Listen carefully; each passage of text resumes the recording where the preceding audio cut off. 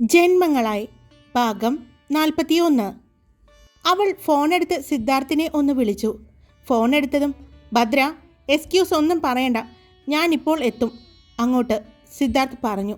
എൻ്റെ പൊന്നു സിദ്ധുവേട്ടാ, ഞാൻ എക്സ്ക്യൂസ് ഒന്നും പറയാൻ വേണ്ടി വിളിച്ചതല്ല. വരുമ്പോൾ 2 പേർക്കുള്ള ഭക്ഷണം കൂടി എടുത്തേക്കണേ എന്ന് പറയാൻ വേണ്ടി വിളിച്ചതാ, അവൾ പറഞ്ഞു. അത് ഞാൻ എടുത്തോളാം എന്ന് പറഞ്ഞ് സിദ്ധാർത്ഥ് ഫോൺ കട്ട് ചെയ്തു. ഭദ്ര നേരെ ചിറ്റയുടെ അടുത്തേക്കാണ് ചെന്നത്. ഞങ്ങൾ 2 പേരും ഒന്ന് പുറത്തേക്ക് പോയിട്ട് വരാട്ടോ. ഇതിപ്പോൾ ഈ നേരത്ത് ഇതെങ്ങോട്ടാ പോകുന്നേ? അവർ ചോദിച്ചു. അത് സഞ്ജുവേട്ടൻ അങ്ങോട്ട് ചെല്ലാൻ പറഞ്ഞിട്ടുണ്ട്. എവിടെ? അത് ഇന്ന് കൈലാസം തറവാട്ടിൽ പൂജയല്ലായിരുന്നോ? അവിടെ ഭക്ഷണമുണ്ട്, അവിടെ നിന്ന് കഴിക്കാൻ അങ്ങോട്ട് ചെല്ലാൻ പറഞ്ഞു, ഭദ്ര പറഞ്ഞു. എന്നിട്ട് അവനെവിടെ? ചിറ്റ ചോദിച്ചു. കനാലിൻ്റെ അടുത്ത്, അവിടെ വെയിറ്റ് ചെയ്യുന്നുണ്ട്, ഭദ്ര പറഞ്ഞു. സൂക്ഷിച്ച് പോയിട്ട് വരണേ, വെയിലധികം കൊള്ളേണ്ട. കനാലിൻ്റെ ആ ഭാഗത്ത് കൂടി തന്നെ പോയാൽ മതി. തിരിച്ചു വരുമ്പോൾ അതിലൂടെ തന്നെ വന്നാൽ മതി. ഇനി കറുത്തു പോയാൽ എന്നെ വിളിച്ചിട്ട് ഏട്ടത്തി വഴക്ക് പറയും, ചിറ്റ പറഞ്ഞു. ഞങ്ങൾ നോക്കിപ്പോയിക്കോളാം ചിറ്റേ എന്ന് പറഞ്ഞ് അവൾ വേഗം തന്നെ ജിഷയുടെ കയ്യും പിടിച്ച് അവിടെ നിന്നും ഇറങ്ങി. എന്താ ഭദ്ര നിൻ്റെ പ്ലാൻ? ജിഷ ചോദിച്ചു. വേറെ ഒന്നുമില്ല, നമുക്കാദ്യം ഒന്ന് പുറത്തേക്ക് ഇറങ്ങാം. എങ്ങോട്ട്? നീ വാ എന്ന് പറഞ്ഞ് ഭദ്ര അവളുടെ കയ്യും പിടിച്ചുകൊണ്ട് പാടത്തിൻ്റെ ആ ഭാഗത്തേക്ക് നടന്നു. അതിലൂടെ നടന്ന് അവർ കനാൽ ബണ്ടിൻ്റെ കുറച്ചുകൂടി മുന്നോട്ട് പോയതും ഭദ്ര കനാലിലേക്ക് കാലിട്ടിരിക്കുന്ന സഞ്ജയെയും അവൻ്റെ 2 കൂട്ടുകാരെയും കണ്ടു. ഇതായിരിക്കുന്നു നീ നേരത്തെ പറഞ്ഞ ഉഡായിപ്പ്, ഭദ്ര പറഞ്ഞപ്പോഴാണ് ജിഷയും ആ കാഴ്ച കണ്ടത്. അതിൽ ഒരാൾ ബിയർ കുടിക്കുന്നത് കണ്ടു. ഇതാണ് അവരുടെ പരിപാടി, ഭദ്ര പറഞ്ഞു. ഓഹോ, അപ്പോൾ ഇയാൾക്ക് ഈ പരിപാടി ഉണ്ടല്ലേ, കാണിച്ചു കൊടുക്കാൻ ഞാൻ, അവൾ പറഞ്ഞുകൊണ്ട് മുന്നോട്ട് നടന്നു. ദാ ആ വരുന്നത് നിന്റെ വീട്ടിലെ കുട്ടികളല്ലേ? അതിൽ ഒരാൾ പറഞ്ഞതും സഞ്ജയ് നോക്കിയപ്പോൾ ഭദ്രയും ജിഷയും വരുന്നത് കണ്ടു. ദൈവമേ, തീർന്നു, ഇനി എനിക്ക് ജീവിതമില്ല, സഞ്ജയ് തലയ്ക്ക് കൈ കൊടുത്തുകൊണ്ട് പറഞ്ഞു. എടാ പ്രശ്നമാകോ? പ്രശ്നമാവോ എന്നല്ല, പ്രശ്നമായി, അവൻ പറഞ്ഞു. എന്നാ ഞങ്ങൾ പോവാണ്, അവർ പറഞ്ഞു. നന്നായി, ഇതാണ് കൂട്ടുകാർ. ഒരു പ്രശ്നം വരുമ്പോൾ ഇട്ടിട്ട് പോകണം, അതാണ് യഥാർത്ഥ സുഹൃത്തുക്കൾ. പൊയ്ക്കോ, നിങ്ങളെങ്കിലും പോയി രക്ഷപ്പെട്. എൻ്റെ കാര്യം ഏകദേശം തീരുമാനമായ മട്ടാണ്, സഞ്ജു പറഞ്ഞു. അപ്പോഴേക്കും ഭദ്രയും ജിഷയും അവിടെ എത്തിയിരുന്നു. ഇതാണല്ലേ പരിപാടി, ഞാനിത് ചിറ്റിയോട് പറയും, ഭദ്ര പറഞ്ഞു. എടി കുരിപ്പേ, ഞാൻ ഈ ബിയറല്ലേ കഴിച്ചത്, നീ നിൻ്റെ സിദ്ധുവേട്ടനെ വിളിച്ച് ചോദിക്ക്, പുള്ളി ഇതിലും വലുതായിരിക്കും കഴിക്കുന്നത്, സഞ്ജു പറഞ്ഞു. വെറുതെ വീണെടുത്ത് കിടന്ന് ഉരുളാൻ നിൽക്കണ്ട, അവൾ പറഞ്ഞു. അല്ല, നിങ്ങളെന്തിനാ ഇപ്പോൾ ഇങ്ങോട്ട് വന്നത്? അവൻ ചോദിച്ചു. അതോ, ഞങ്ങൾക്ക് ചെറിയൊരു ആവശ്യമുണ്ട്. എന്താവശ്യം? അതൊക്കെയുണ്ട്. ദേ, എൻ്റെ കയ്യിൽ അത്യാവശ്യം കുറച്ച് ബാങ്ക് ബാലൻസേ ഉള്ളൂ. അത് ദേ ഈ കുരുപ്പിനെ കെട്ടാൻ വേണ്ടി കാത്തു സൂക്ഷിച്ചു വച്ചിരിക്കുന്നതാ. ദൈവത്തെ ഓർത്ത് അത് തീർക്കുന്ന രീതിയിലുള്ള ആവശ്യങ്ങൾ പറയരുത്, സഞ്ജയ് പറഞ്ഞു. ആർക്ക് വേണം തൻ്റെ കാശ്? ജിഷ പറഞ്ഞു. മര്യാദക്ക് വിളിക്കടി, ഒന്നുമില്ലെങ്കിലും ഞാൻ നിന്നെ കെട്ടാൻ പോകുന്നതല്ലേ, സഞ്ജു പറഞ്ഞു. ആര് കെട്ടാൻ പോകുന്നത്? എനിക്ക് കള്ളുടിയന്മാരെ ഇഷ്ടമല്ല, അവൾ പറഞ്ഞു. എടി, ഇത് കള്ളല്ല, ഇത് ബിയറാ. നീ ഉദ്ദേശിക്കുന്ന ആ വെള്ള കളറിലുള്ള അതല്ലേ ഇത് ബിയർ, ഇത് സാദാ സോഡ, അതിലെന്തൊക്കെയോ ചേർത്ത് വരുന്നത് കണ്ടില്ലേ? ഇത് പൊട്ടിക്കുമ്പോൾ ഗ്യാസൊക്കെ വരുന്നുണ്ട്, അവൻ പറഞ്ഞു. അതെ, സോഡ കുടിക്കുമ്പോൾ എല്ലാവർക്കും കിക്കാവും, അതുപോലെ തന്നെ ബിയർ കുടിക്കുമ്പോഴും എല്ലാവർക്കും കിക്കാവും അല്ലേ, ജിഷ ചോദിച്ചു. ഇപ്പോൾ എന്താ നിങ്ങളുടെ പ്രശ്നം? ഞാൻ ബിയർ കുടിച്ചതാണെങ്കിൽ എനിക്കിനി ബിയർ വേണ്ട, നിങ്ങൾ വേണമെങ്കിൽ കുടിച്ചോ എന്ന് പറഞ്ഞ് അവൻ ആ ബിയർ അവർക്ക് നേരെ നീട്ടി. അയ്യോ, കാശ് കൊടുത്ത് മേടിച്ചത് കളയണ്ട, കുടിച്ചോ, ഞങ്ങൾക്ക് എന്തായാലും വേണ്ട. അത് ശരിയാ, വെറുതെ കളയാൻ നിൽക്കണ്ട, കുടിക്കാല്ലേ, അവൻ പറഞ്ഞുകൊണ്ട് അത് കുടിക്കാൻ തുടങ്ങി. അതല്ല, ഇപ്പോൾ നിങ്ങളുടെ ആവശ്യം പറഞ്ഞില്ല. അതോ, ഇപ്പോൾ സിദ്ധുവേട്ടൻ വിളിച്ചിട്ടുണ്ടായിരുന്നു, ഭദ്ര പറഞ്ഞു തുടങ്ങിയതും. അയ്യോ, എന്നോട് പറയല്ലേ നിൻ്റെ സിദ്ധുവേട്ടൻ്റെ കാര്യം, എനിക്കുള്ള എന്തോ പണി വരുന്നുണ്ട് എന്ന് എനിക്ക് തോന്നുന്നുണ്ട്. കാര്യം അവൻ വലിയ ജെന്റിൽമാനൊക്കെയാ, പക്ഷേ അവൻ വിളിക്കുമ്പോൾ എൻ്റെ നെഞ്ചിൽ ഒരു പിടപ്പാണ്. അടുത്തത് എന്ത് പണിയാണ് എനിക്ക് തരാൻ പോകുന്നത് എന്നോർക്കുമ്പോൾ എനിക്ക് പേടിയാണ്, സഞ്ജു പറഞ്ഞു. ഏയ്, ഇത് വേറൊന്നുമല്ല, എന്നെ അത്യാവശ്യമായിട്ട് കാണണമെന്ന് പറഞ്ഞു. നമ്മുടെ അമ്പലത്തിലെ പാടമില്ലേ, അതിൻ്റെ നടുക്ക് ഒരു ഏറുമാടമില്ലേ, അങ്ങോട്ട് വരാൻ പറഞ്ഞു, ഭദ്ര പറഞ്ഞു. എന്തിന്? അവൾ പറഞ്ഞതും സഞ്ജു ചോദിച്ചു. ഞാനൊരു കാര്യം പറഞ്ഞേക്കാം. നീ അങ്ങോട്ട് ഡൽഹിയിലേക്ക് പോകും. ഇവിടെയുള്ളത് ഞങ്ങളൊക്കെയാ. എനിക്ക് വയ്യ. ആരെങ്കിലും അറിഞ്ഞ ഇതൊരു സാധാരണ ഗ്രാമപ്രദേശമാണ്. ഇവിടെ എന്തെങ്കിലും ഇത്തിരി കിട്ടിയാൽ മതി, അത് വലുതായി കാണിക്കും. സഞ്ജു പറഞ്ഞു. ഓ, വലിയ മാന്യം വന്നിരിക്കുന്നു. ഇവിടെ ഇരുന്ന് വെള്ളമടിച്ച ആരും കാണില്ലല്ലോ. അതൊക്കെ വലിയ സംഭവമാക്കിയില്ലല്ലോ ഇവിടുത്തെ നാട്ടുകാർ, ജിഷ പറഞ്ഞു. അല്ല, ഇനി നിങ്ങൾ വെള്ളമടിക്കുന്നത് നിങ്ങൾക്കും നിങ്ങളുടെ വീട്ടുകാർക്കും അഭിമാനമായിരിക്കും അല്ലേ? ജിഷ ചോദിച്ചു. അഭിമാനമാണ്. അത് എനിക്ക് മാത്രമല്ല, നമുക്ക് 4 പേർക്കും ഉള്ള ഫുഡും കൊണ്ട് വരാൻ പറഞ്ഞിട്ടുണ്ട്, അവൾ പറഞ്ഞു. ആഹാ, ഭക്ഷണം കഴിക്കാനാണോ? സഞ്ജയ് ചോദിച്ചു. പിന്നെ നിങ്ങളെന്താ വിചാരിച്ചത്? ജിഷ ചോദിച്ചു. ഞാനൊന്നും വിചാരിച്ചില്ല, സഞ്ജയ് ദേഷ്യത്തോടെ പറഞ്ഞു. വാ അങ്ങോട്ട് എന്ന് പറഞ്ഞ് സഞ്ജയ് അവിടെ നിന്നും എഴുന്നേറ്റു. അപ്പോൾ നിങ്ങളുടെ കയ്യിലിരിക്കുന്ന ഈ ബിയർ? അതോ, അത് കുറച്ച് അളിയനും കൊടുക്കാം, ഇതിലുണ്ട്. അളിയനും കൊടുക്കാനുള്ളത്, സഞ്ജയ് പറഞ്ഞു. സഞ്ജുവേട്ടാ, എന്നെ ദേഷ്യം പിടിപ്പിക്കല്ലേ, ഭദ്ര പറഞ്ഞു. എന്താ, നിന്റെ സിദ്ധുവേട്ടൻ കഴിക്കില്ല എന്ന് വിചാരിച്ചിട്ടാണോ? നിന്റെ സിദ്ധുവേട്ടൻ നന്നായിട്ട് കഴിക്കും, നീ വേണമെങ്കിൽ ചോദിച്ചു നോക്ക്. പിന്നെ ഒരു കാര്യം, ചെറിയ ചെറിയ സാധനങ്ങൾ ആയിരിക്കില്ല കഴിക്കുന്നത്, വില കൂടിയതായിരിക്കും. ഇന്ന് ഞാനത് തെളിയിച്ചു തരാം എന്ന് പറഞ്ഞ് അവൻ ആ ബിയറും കുപ്പിയുമായി നടന്നു. എടി, ഇത് പറ്റാണെന്ന് തോന്നുന്നു, ജിഷ പറഞ്ഞു. ഇല്ലടി, നീ ആ ബിയറും കുപ്പിയിലേക്ക് നോക്കിയേ, വളരെ കുറച്ചേ കഴിച്ചിട്ടുള്ളൂ, ഇപ്പോൾ തുടങ്ങിക്കാണുകയുള്ളൂ, ഭദ്ര പറഞ്ഞു. ഒന്ന് പോടി, ചിലപ്പോൾ ഇത് 2ാമത്തെയോ 3ാമത്തെയോ കുപ്പിയായിരിക്കും, ജിഷ പറഞ്ഞു. 1 മിനിറ്റ്, ഞാൻ തെളിയിച്ചു തരാം. സഞ്ജു ഏട്ടാ, ഏട്ടൻ എത്ര കുപ്പി ബിയർ വരെ കഴിക്കാൻ പറ്റും? അതോ, അത് അങ്ങനെയൊന്നും എണ്ണാൻ പറ്റില്ല, ഞാൻ അങ്ങനെ എണ്ണീട്ടൊന്നുമില്ല. അപ്പോൾ എത്ര എണ്ണം വരെ കഴിച്ചിട്ടുണ്ട്? ഭദ്ര ചോദിച്ചു. 1 എണ്ണം മുഴുവനും കഴിച്ചിട്ടുണ്ട്, അതിൽ കൂടുതൽ ഞാൻ കഴിച്ചിട്ടില്ല, അവൻ പറഞ്ഞു. ഇതിപ്പോൾ എത്രാമത്തെയാ? ഭദ്ര ചോദിച്ചു. ഞങ്ങളിത് കഴിച്ചു തുടങ്ങിയതേ ഉള്ളൂ, അപ്പോഴേക്കും നിങ്ങൾ വന്നില്ലേ, സഞ്ജയ് പറഞ്ഞു. ഞാൻ പറഞ്ഞില്ലേ ഇതിന് ഒരുപാടൊന്നും കഴിക്കാൻ പറ്റില്ലെന്ന്. ഇതിന് അതിനുള്ള കപ്പാസിറ്റി ഒന്നുമില്ല, ഭദ്ര പതിയെ പറഞ്ഞു. അവർ പാടവരമ്പത്തിലൂടെ നടന്നു. അവർ ഏറുമാടത്തിനടുത്ത് എത്താറായതും, എടി, ഇവിടെ വന്നിട്ടില്ല എന്ന് തോന്നുന്നു, ജിഷ പറഞ്ഞു. അറിയില്ല, നോക്കാം. അവർ ഏറുമാടത്തിനടുത്ത് എത്താറായതും കണ്ടു അതിൽ കയറിയിരിക്കുന്ന സിദ്ധാർത്ഥിനെ. ദാ അവിടെ ഇരിപ്പുണ്ട്. അപ്പോഴും സഞ്ജയ് അവൻ്റെ കയ്യിൽ ആ ബിയർ പിടിച്ചുകൊണ്ടാണ് നടക്കുന്നത്. ഇയാളിതെന്താ കാണിക്കുന്നത്? സിനിമയിലൊക്കെ കാണുന്നത് പോലെ കള്ളുകുപ്പിയും പിടിച്ച് ആടി ആടി പോകുന്നത് പോലെയുണ്ട്, ജിഷ പറഞ്ഞു. അത് ചുമ്മാ നമ്മളെ വട്ടാക്കാൻ വേണ്ടി കാണിക്കുന്നതാ, അതിന് ആര് മൈൻഡ് ചെയ്യാൻ ഈ സാധനത്തിനെ, ജിഷ പറഞ്ഞു. അവർ ഏറുമാടത്തിന് അടുത്തെത്തിയതും സിദ്ധാർത്ഥ് അവിടെ ഇരിക്കുന്നുണ്ടായിരുന്നു. ജിഷയുടെയും ഭദ്രയുടെയും പുറകിലായി സഞ്ജയ് നടന്നത്. സിദ്ധാർത്ഥ് ഇവിടെ ഇരിക്കണ്ടായിരുന്നോ? പുറമേ നിന്ന് നോക്കിയാൽ കാണാൻ പറ്റില്ല, സഞ്ജയ് പറഞ്ഞു. സഞ്ജയ് പറഞ്ഞതും സിദ്ധാർത്ഥ് അവനെ അടിമുടി നോക്കി. അപ്പോഴാണ് അവൻ്റെ കയ്യിൽ ഇരിക്കുന്ന ബിയർ കാണുന്നത്. അളിയോ, ഞാൻ അളിയന് വേണ്ടി കൊണ്ടുവന്നതാണ്, വേണോ? അവൻ ചോദിച്ചു. സിദ്ധാർത്ഥ് ഭദ്രയെ നോക്കി. അത് ഒന്നുമല്ല സിദ്ധുവേട്ടാ, ആള് അവിടെ കൂട്ടുകാരുടെ ഒപ്പം ഇരുന്ന് ബിയർ കഴിക്കായിരുന്നു, ഞങ്ങൾ പൊക്കി, അതിൻ്റെ ദേഷ്യമാണ്, അവൾ പറഞ്ഞു.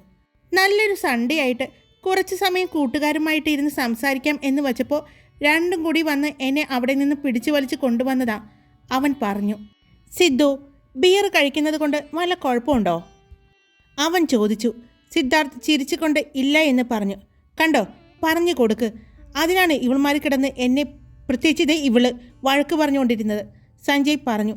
ഞാൻ എപ്പോഴാ തന്നെ വഴക്ക് പറഞ്ഞത്? ഞാൻ തന്നെ എന്തെങ്കിലും പറഞ്ഞോ? താൻ കുടിച്ചാൽ എനിക്കെന്താ കുഴപ്പം, ജിഷ ചോദിച്ചു. രണ്ടുപേരുടെയും തർക്കം കണ്ട് ഭദ്ര സിദ്ധാർത്ഥിനെ ഒന്ന് നോക്കി. അവൻ അവളെ കണ്ണ് ചിമ്മി കാണിച്ചു. നിന്റെ പ്രശ്നം ഞാനിത് കഴിക്കുന്നത് കൊണ്ടാണോ? എന്നാ എനിക്ക് വേണ്ട എന്ന് പറഞ്ഞ് അവനത് അവിടെ വെച്ച് തന്നെ കമഴ്ത്തി കളഞ്ഞു. ഇപ്പോൾ നിനക്ക് ആശ്വാസമായില്ലേ, അവൻ ചോദിച്ചു. ജിഷ അപ്പോൾ ഒന്നും മിണ്ടാതെ നിന്നതേയുള്ളൂ. ഇപ്പോൾ അവളെ നോക്കിയേ, എൻ്റെ കാശ ഞാൻ കളഞ്ഞത്. ഇങ്ങനൊരു പിശുക്കൻ, അവൾ പറഞ്ഞു.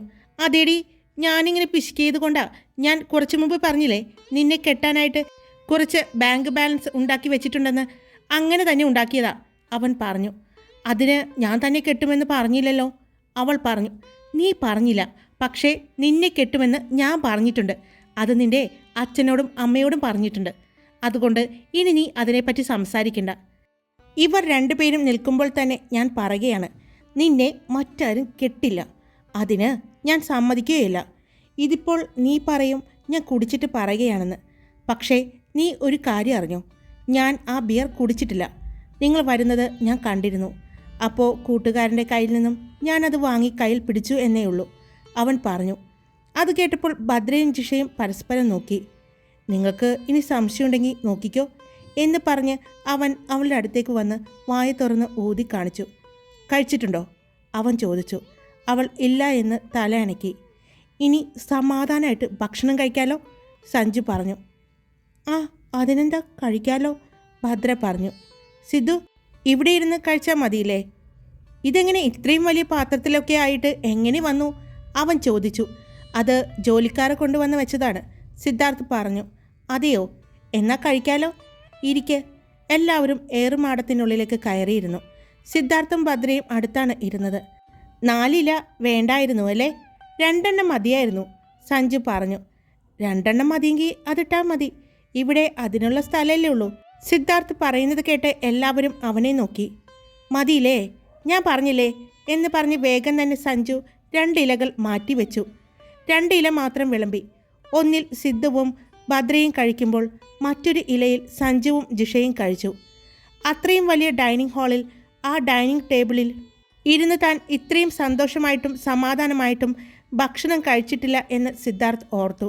സഞ്ജുവിൻ്റെയും ജിഷയുടെയും വഴക്കുകൂടലും ഭദ്ര തനിക്ക് വേണ്ടി നീക്കിവെച്ച് തരുന്ന ഭക്ഷണവും അവളുടെ ചിരിയും കളികളുമായി അവർ 4 പേരും ഭക്ഷണം കഴിച്ചു. കൈ കഴുകി എല്ലാവരും പാടത്തേക്ക് ഇറങ്ങി. നല്ല വെയിലാണെങ്കിലും നല്ല കാറ്റുള്ളത് കൊണ്ട് അതറിഞ്ഞില്ല. അവർ 4 പേരും നടന്ന് പാടത്തിൻ്റെ കരയിലുള്ള കനാലിൻ്റെ അടുത്ത് വന്ന് ഇരുന്നു. അപ്പോൾ വൈകിട്ട് ഇന്ന് കളമെഴുത്തും പാട്ടുമൊക്കെ ഉണ്ടല്ലേ? സഞ്ജയ് ചോദിച്ചു. ഉണ്ട്, നിങ്ങൾ വരില്ലേ? സിദ്ധാർത്ഥ് ചോദിച്ചു. വരണോ? ഇന്ന് ഒരുത്തൻ്റെ കയ്യിൽ നിന്ന് രക്ഷപ്പെടുത്തി കൊണ്ടുവന്നതാ ഞാൻ ഇവളെ, സഞ്ജയ് പറഞ്ഞു. അത് പറഞ്ഞതും സിദ്ധാർത്ഥിൻ്റെ മുഖം മാറി. അത് അവർ 3 പേരും ശ്രദ്ധിച്ചു. അതോർത്ത് നിങ്ങൾ വരാതിരിക്കേണ്ട, വരണം, അവൻ്റെ കാര്യം ഞാൻ നോക്കിക്കൊള്ളാം, സിദ്ധാർത്ഥ് പറഞ്ഞു. പിന്നെയും അവർ 4 പേരും ഇരുന്ന് കുറച്ചു നേരം കൂടി സംസാരിച്ചിരുന്നു. ഈ സമയം കൊണ്ട് തന്നെ അവർ നന്നായി അടുത്ത സുഹൃത്തുക്കളായി മാറി. കളിയും തമാശകളും സംസാരവുമായി സമയം പോയത് അവർ അറിഞ്ഞില്ല. സിദ്ധുവിൻ്റെ ഫോണിലേക്ക് മുത്തശ്ശിയുടെ കോള് വന്നപ്പോഴാണ് അവർ തിരിച്ച് തറവാട്ടിലേക്ക് പോയത്. പോകുന്നതിന് മുമ്പ് വൈകിട്ട് എത്തണമെന്നും അവരെ പറഞ്ഞ് ഏൽപ്പിച്ചിട്ടാണ് അവൻ പോയത്. വൈകിട്ട് കൈലാസം തറവാട്ടിലേക്ക് പോകാൻ എല്ലാവരും റെഡിയാവുകയായിരുന്നു. ചിറ്റയും ചാച്ചനും എല്ലാവരും വരുന്നുണ്ട് എന്ന് പറഞ്ഞപ്പോൾ മുതൽ ടെൻഷനിലായിരുന്നു. കാരണം സിദ്ധാർത്ഥിന് ആരുണ്ടെങ്കിലും ഒരു നോട്ടവും ഇല്ല. അതുകൊണ്ട് തന്നെ പേടിക്കണമെന്ന് അവൾക്കറിയാമായിരുന്നു. എല്ലാവരും ഒരുമിച്ച് നടന്നാണ് അമ്പലത്തിലേക്ക് പോയത്. അവിടെയുള്ള അയൽവാസികളും മറ്റും ഒരുപാട് പേർ റോഡിലൂടെ നടന്ന് അമ്പലത്തിലേക്ക് പോകുന്നുണ്ട്. ചിറ്റയും ചാച്ചനും അവരോടെല്ലാം സംസാരിക്കുന്നുണ്ട്. ഭദ്രയും ജിഷയും സഞ്ജുവും സുദീപും ഒരുമിച്ചാണ് നടന്നത്. അവർ കൈലാസം തറവാടിൻ്റെ ക്ഷേത്രത്തിൻ്റെ അടുത്തേക്ക് എത്തിയപ്പോൾ തന്നെ കണ്ടു, വൻ ജനാവലി തന്നെ ഉണ്ടായിരുന്നു. അത്രയും വിശിഷ്ടമായ ഒരു കാര്യമാണ് ഇന്നവിടെ നടക്കാൻ പോകുന്നത് എന്ന് ഭദ്രയ്ക്ക് തോന്നി. അവൾ ആദ്യമായിട്ടായിരുന്നു കളമെഴുത്തും പാട്ടും കാണുന്നത്. അവളുടെ കണ്ണുകൾ അവിടെ മുഴുവനും സിദ്ധാർത്ഥിനെ തിരഞ്ഞു. നിറയെ വർണ്ണാഭമായ ലൈറ്റുകളാലും മനോഹരമായിരുന്നു അവിടെ കാണാൻ. ലൈറ്റുകളുടെ പ്രകാശത്താൽ പകൽ പോലെ തന്നെ അവിടെ തോന്നി. ഭദ്ര അവളുടെ ഫോണും എടുത്തുകൊണ്ട് സിദ്ധാർത്ഥിൻ്റെ ഫോണിലേക്ക് എത്തി എന്ന് പറഞ്ഞ് മെസ്സേജ് അയച്ചു. അല്പസമയം കഴിഞ്ഞതും അവൾക്ക് റിപ്ലൈ വന്നു. ഞാൻ ദേവി നടയിലുണ്ട്, അങ്ങോട്ട് വാ, സിദ്ധാർത്ഥ് പറഞ്ഞു. ജിഷ, സിദ്ധുവേട്ടൻ ദേവി നടയിലേക്ക് ചെല്ലാൻ പറഞ്ഞു, അവൾ പറഞ്ഞു. ഞാൻ വരണോ കൂടെ? ജിഷ ചോദിച്ചു. വേണ്ട, ഞാൻ പോയിട്ട് വരാം. പിന്നെ ചിറ്റയുണ്ട്, ഒന്ന് ശ്രദ്ധിച്ചേക്കണേ, അവൾ പറഞ്ഞു. ശരി, ഞാൻ നോക്കിക്കോളാം. ഭദ്ര അവിടെ നിന്നും ദേവി നടയിലേക്ക് നടന്നു. അവൾ ദേവി നടയിലേക്ക് ചെല്ലുമ്പോൾ കണ്ടു, രാവിലത്തെ പോലെ തന്നെ നല്ല കസവ് മുണ്ടുമെടുത്ത് മേൽമുണ്ടുമിട്ട് തിരുമേനിയുടെ അടുത്ത് സംസാരിക്കുന്ന സിദ്ധാർത്ഥിനെ. അവൾ നടന്ന് അവൻ്റെ അടുത്തേക്ക് എത്താറായതും അവൻ തിരിഞ്ഞു നോക്കി. ഡാർക്ക് റെഡ് ധാവണിയിൽ അവളെ കാണാൻ ശരിക്കും ദേവിയെപ്പോലെ തോന്നുന്നതായി അവന് തോന്നി. കണ്ണിമ വെട്ടാതെ അവൻ അവളെ തന്നെ നോക്കി നിന്നു. അത്രയും മനോഹരമായിരുന്നു അവളെ കാണാൻ. അവിടെ വന്നിരിക്കുന്ന പല ആൺകുട്ടികളുടെയും കണ്ണുകൾ അവളിലായിരുന്നു. അതുപോലെ തന്നെ പല പെൺകുട്ടികളും സിദ്ധാർത്ഥിനെ നോക്കുന്നുണ്ടായിരുന്നു. അവൾ ചെറുതായി പുഞ്ചിരിച്ചുകൊണ്ട് ദേവി നടയിലേക്ക് വന്ന് ദേവിയെ തൊഴുതു. തിരുമേനിയോട് സംസാരിച്ചുകൊണ്ട് അവളെ നോക്കി സിദ്ധാർത്ഥും അവിടെ നിന്നു. ഒരു പാത്രത്തിൽ എണ്ണയുമായി അങ്ങോട്ട് വന്ന ഗായത്രി സിദ്ധാർത്ഥിൻ്റെ അടുത്ത് നിൽക്കുന്ന ഭദ്രയെ കണ്ടതും അവൾക്ക് ദേഷ്യം സഹിക്കാൻ പറ്റാതെയായി. ചുറ്റമ്പലത്തിലുള്ള വിളക്കുകൾക്ക് എണ്ണ ഒഴിക്കാൻ വേണ്ടി വന്നതാണ്. അപ്പോഴാണ് ആ കാഴ്ച അവൾ കാണുന്നത്. ഭദ്ര പ്രാർത്ഥിച്ചുകൊണ്ട് പ്രദക്ഷിണം വയ്ക്കാൻ പോയതും സിദ്ധാർത്ഥ് വേഗം തിരുമേനിയോട് പറഞ്ഞ് അവളുടെ പുറകെ നടന്നു. സൂര്യ, എനിക്ക് കാണണം. കളമെഴുത്തും പാട്ടും നടക്കുന്നത് അമ്പലത്തിൻ്റെ ആ കൽമണ്ഡപത്തിലാണ്. അങ്ങോട്ട് പോകുന്നതിന് മുമ്പ് എനിക്ക് നിന്നെ കണ്ടേ പറ്റൂ, അവൻ പറഞ്ഞു. അവൾ ചിരിച്ചുകൊണ്ട് സമ്മതിച്ചു. അവൾ അമ്പലത്തിൽ തൊഴുത് പുറത്തേക്ക് നടക്കുമ്പോഴാണ് അവളുടെ കയ്യിൽ സിദ്ധാർത്ഥിൻ്റെ പിടി വീണത്. ഭദ്ര ചുറ്റും നോക്കി. അവിടെ ആരും ഉണ്ടായിരുന്നില്ല. അവൻ അവളുടെ കൈയും പിടിച്ചുകൊണ്ട് അവിടെയുള്ള ആൽമരത്തിൻ്റെ അടുത്തേക്ക് നടന്നു. എന്താ എന്താ സിദ്ധുവേട്ട ഈ കാണിക്കുന്നത്? കയ്യിൽ നിന്ന് വിട്, അവൾ പറഞ്ഞു. ഭദ്ര, എന്തോ ഒരു കുറവുണ്ടല്ലോ, അവൻ അവളെ അവിടെ നിർത്തിക്കൊണ്ട് പറഞ്ഞു. അവൾ അവളെ തന്നെ ഒന്ന് സ്വയം നോക്കി. ഇല്ലല്ലോ, അവൾ പറഞ്ഞു. അപ്പോഴാണ് അവൻ്റെ കയ്യിൽ മുല്ലപ്പൂമാല ഇരിക്കുന്നത് അവൾ കാണുന്നത്. അവൻ അവളുടെ മുടിയിലേക്ക് വച്ചു കൊടുക്കാൻ വേണ്ടി അവളെ തിരിച്ചു നിർത്തി. അവൻ തന്നെ അത് അവളുടെ മുടിയിൽ വച്ചു കൊടുത്തു. അവൻ അവളെ തിരിച്ചു നിർത്തി അവളുടെ മുഖത്തേക്ക് നോക്കി. ഓരോ ദിവസം കൂടുന്തോറും ഭംഗി കൂടിക്കൂടി വരികയാണല്ലോ പെണ്ണെ. എനിക്ക് പിടിച്ചു നിൽക്കാൻ പറ്റാതെയായി തുടങ്ങിയിട്ടുണ്ട്, അവൻ പറഞ്ഞു. പിടിച്ചു നിൽക്കണ്ട, ഞാൻ പറഞ്ഞോ പിടിച്ചു നിൽക്കാൻ? അവൾ ഒരു കുസൃതിയോടെ പറഞ്ഞു. ഉറപ്പല്ലേ? എൻ്റെ പിടിവിട്ടു പോയാൽ താങ്ങില്ലാട്ടോ പെണ്ണെ, അവൻ പറഞ്ഞു. ഞാൻ നമുക്കായി ഒരു ദിവസവും ഒരു സ്ഥലവും കരുതി വച്ചിട്ടുണ്ട്. അവിടെ എത്തുന്നതിന് മുമ്പ് നീ എൻ്റെ സകല നിയന്ത്രണങ്ങളും കളയുമെന്നാണ് എനിക്ക് തോന്നുന്നത്, അവൻ പറഞ്ഞു. പിന്നെ ഒരാശ്വാസം, ഇടയ്ക്കിടയ്ക്ക് എനിക്ക് നിന്നോട് ഇങ്ങനെ ചേർന്ന് നിൽക്കാലോ എന്ന് പറഞ്ഞ് അവൻ അവളുടെ അടുത്തേക്ക് ചേർന്ന് നിന്നു. പിന്നെ ഇങ്ങനെ മുഖത്തേക്ക് പിടിക്കാലോ, അവൻ പറഞ്ഞുകൊണ്ട് അവളുടെ മുഖത്ത് പിടിച്ചു.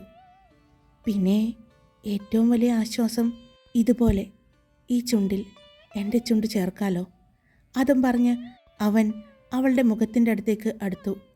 അവളുടെ കണ്ണുകൾ അവൻ്റെ കണ്ണുകളുമായി ഇടഞ്ഞു. അവൾ അവൻ്റെ കണ്ണുകളിലേക്ക് തന്നെ നോക്കി.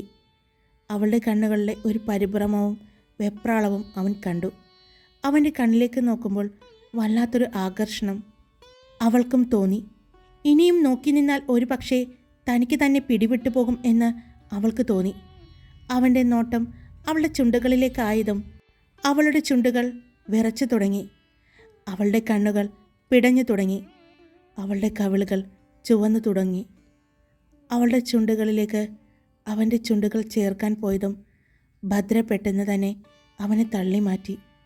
സിദ്ധുവേട്ടാ, ഇത് അമ്പലാണ്, അവൾ പറഞ്ഞു. ഞാൻ പോവുകയാണ്, അതും പറഞ്ഞ് അവൾ പോകാൻ പോയതും വീണ്ടും അവൻ അവളുടെ കൈ പിടിച്ചുകൊണ്ട് ചുറ്റുമൊന്ന് നോക്കിക്കൊണ്ട് അവളെയും കൊണ്ട് നടന്നു. ഇതെങ്ങോട്ടായി പോകുന്നേ? അവൾ പുറകിലേക്ക് നോക്കി ആരെങ്കിലും കാണുന്നുണ്ടോ എന്ന് നോക്കി അവൻ്റെ കൂടെ നടന്നു. അവൻ ഒന്നും മിണ്ടിയില്ല. അവൻ അവളെയും കൊണ്ട് അമ്പലത്തിൻ്റെ പുറത്തേക്കാണ് നടന്നത്. അമ്പലത്തിൻ്റെ മതിലിന് പുറത്തേക്ക് നടന്നു. അവിടെയുള്ള വലിയൊരു ആൽമരത്തിൻ്റെ പുറകുവശത്തേക്ക് അവളെ കൊണ്ടുപോയി. ഭദ്ര, ഞാൻ പൂജയ്ക്കിരിക്കാൻ പോവുകയാണ്. അതിനു മുമ്പ് എനിക്ക് വേണം. എന്ത്? അവൾ ഒരു ഞെട്ടലോടെ ചോദിച്ചു. എനിക്ക് വേണ്ടത് ഞാൻ എടുത്തോളാം എന്ന് പറഞ്ഞ് അവൻ അവളുടെ അടുത്തേക്ക് ചേർന്ന് വന്നതും അവൾ പുറകിലേക്ക് നടന്നു. ആൽമരത്തിൽ തട്ടി അവൾ നിന്നതും അവൻ അവളുടെ അരയിലൂടെ കൈപിടിച്ച് അവനോട് ചേർത്ത് നിർത്തി. സൂര്യ, അവൻ വളരെ ആർദ്രമായി അവളെ വിളിച്ചു. നീ എൻ്റെയല്ലേ? അവൻ ചോദിച്ചു. അതെ. ഹായ് കൂട്ടുകാരെ, ഞാനാണ് കാർത്തിക. എൻ്റെ കണ്ണിൻ്റെ കാര്യത്തിൽ തീരുമാനമായെന്ന് തോന്നുന്നു. ഇന്ന് രാവിലെ മുതൽ ഭയങ്കര തലവേദനയായിരുന്നു. തലവേദന മാത്രമല്ല കേട്ടോ, കണ്ണുവേദന. കെട്ടിയാൻ കിടന്ന് പറയുന്നുണ്ട്, കുറച്ചുകൂടി ഫോണിലേക്ക് നോക്കുന്നു. ഞാൻ ഫോണിലേക്ക് നോക്കിയില്ലെങ്കിൽ നിങ്ങൾക്ക് ഈ കഥകളൊക്കെ എനിക്ക് തരാൻ പറ്റുമോ?